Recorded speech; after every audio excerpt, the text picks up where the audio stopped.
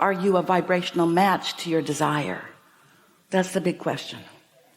Because a lot of you have identified what you want, but the question is your vibrational output a match to what you want, or are you matching the reason why you want it? Because if you're matching the reason why you want it, then you're not a match to what you want. And the law of attraction then does not seem like your friend. The law of attraction is this always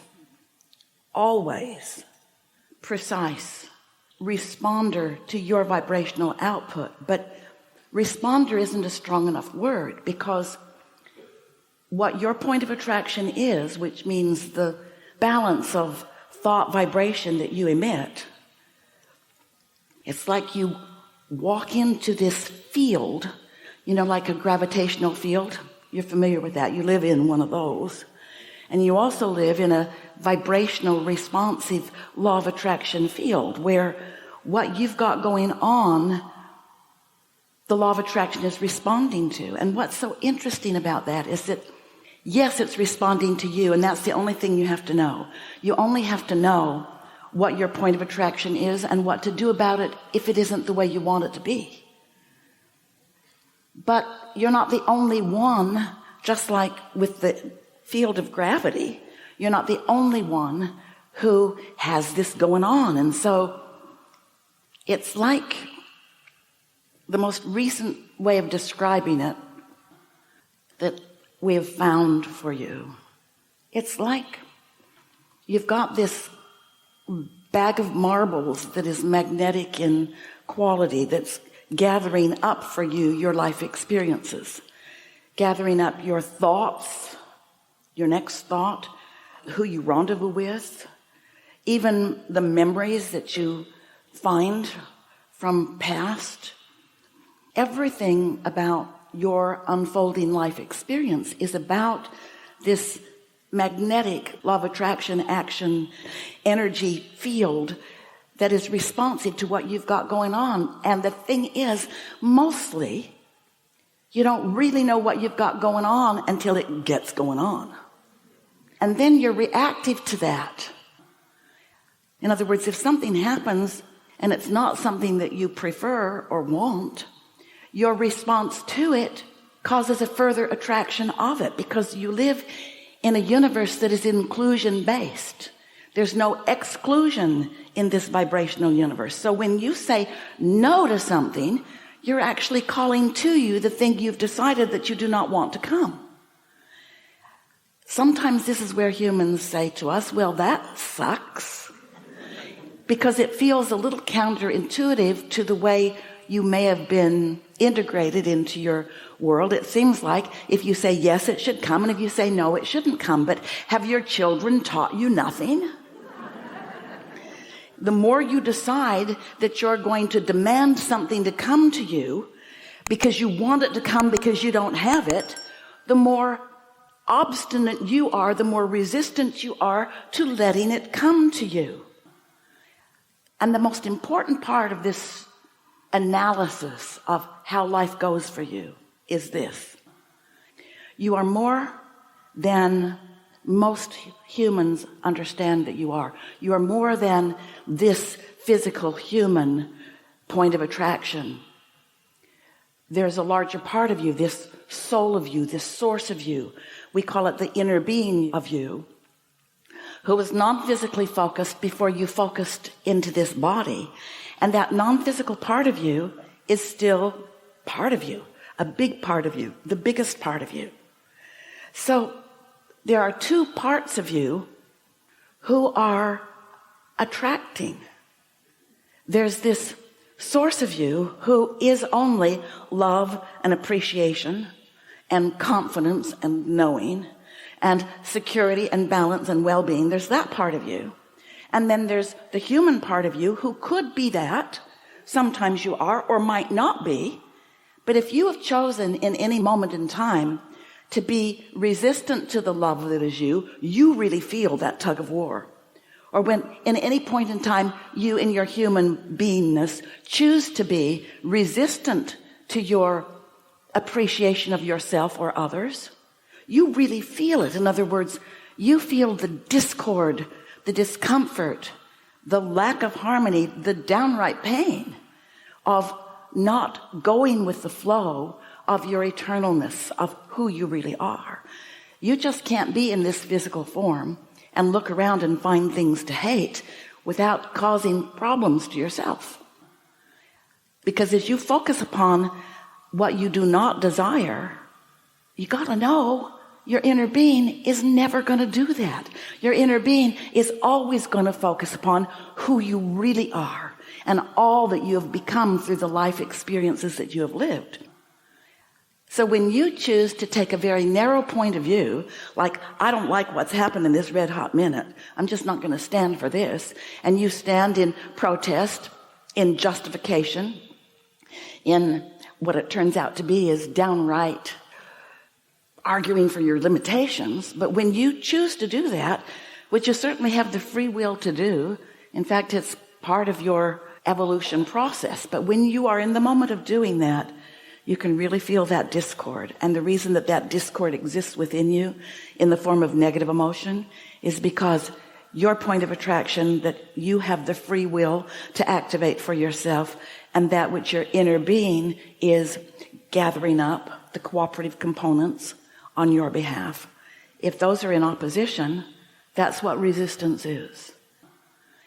If they are in harmony, that's what allowing is.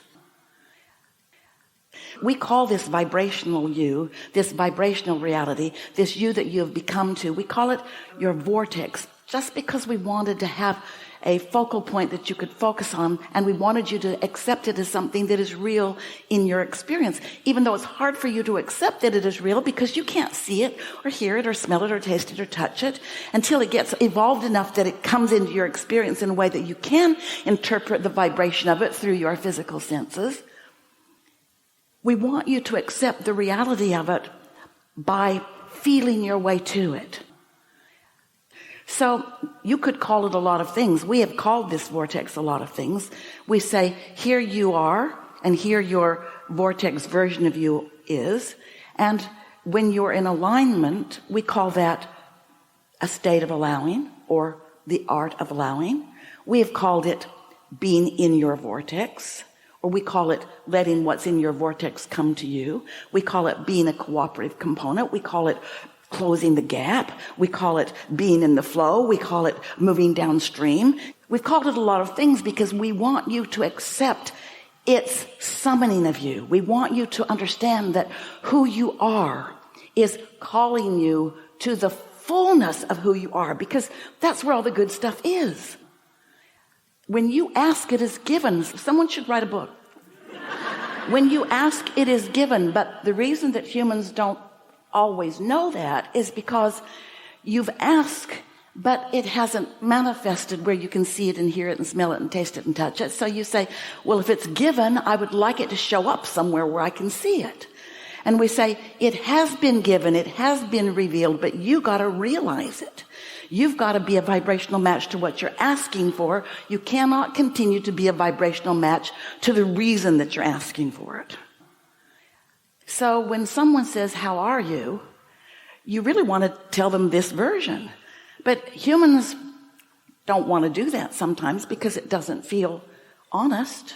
In other words, I don't feel so good might be the way you feel. What's wrong? I don't feel good. Well, what's wrong?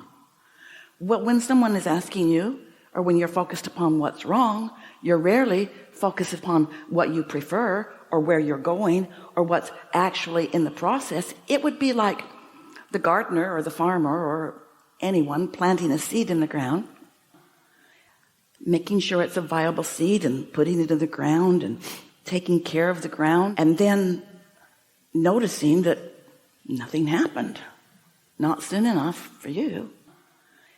And so your reality is, I made some effort, but nothing's happening. Where in the vibrational reality, there's a lot going on. There's a whole lot of energy in that seed, and a whole lot of attraction power in that seed, and a whole lot of intelligence in that seed, and a whole lot of source energy. affecting that seed, and a whole lot of becoming in that seed, a whole lot of becoming that you can't see or hear or smell or taste or touch yet, but it is happening. And if you can accept that it is in the gestation stage, it's like the fetus in the womb is in a state of becoming also. All of your creations are in the state of becoming. And if you could enjoy that knowing and that process of the evolution of the becoming, then you would be less likely to be resenting or regretting or impatient about it's not yet being fully manifested. And when you get the hang of that, life is so much fun, because now you're bridging that gap. Now you hatch an idea, you know it's on the way, you're eager about its becoming, you're aware of its becoming, you're tuned in, tapped in, turned on, so you get to watch the progress of it becoming. You feel like who you are, the creator of your experience with your own hands in your own vibrational clay, where you get to be in on every improvement that you make to this creation.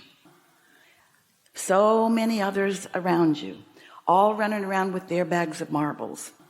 And it's not the most dominant. In other words, it's not the dominance of the marbles in your bag, like, I love that and I love that, but I hate that. And I really want that and I really don't want that.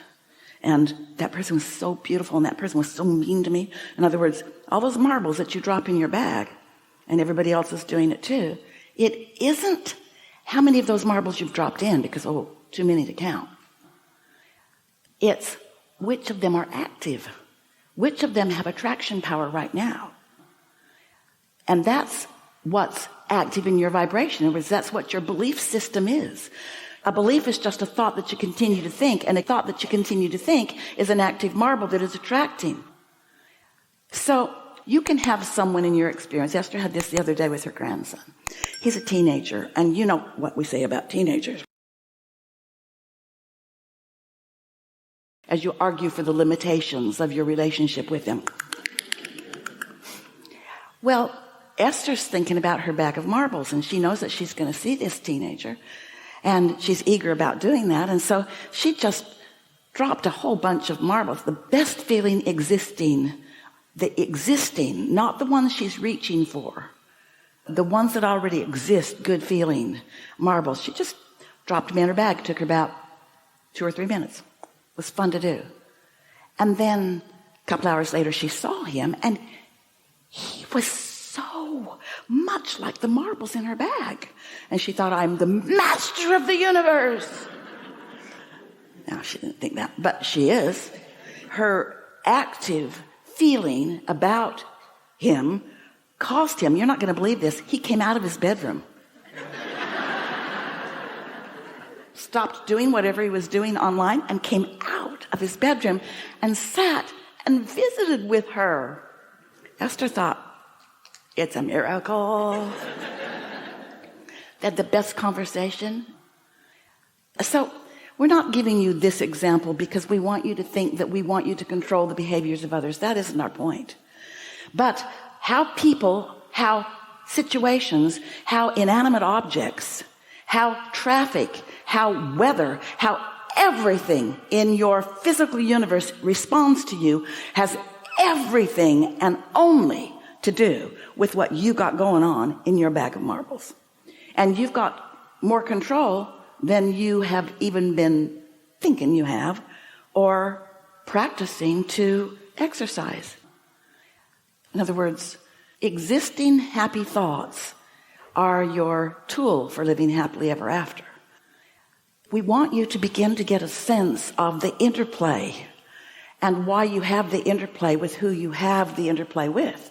Why things happen the way they do, because it is precise, it is accurate, it's a beautiful dance. And when you're dancing deliberately and with awareness, then it's all fun, no matter what. Then it really is all fun.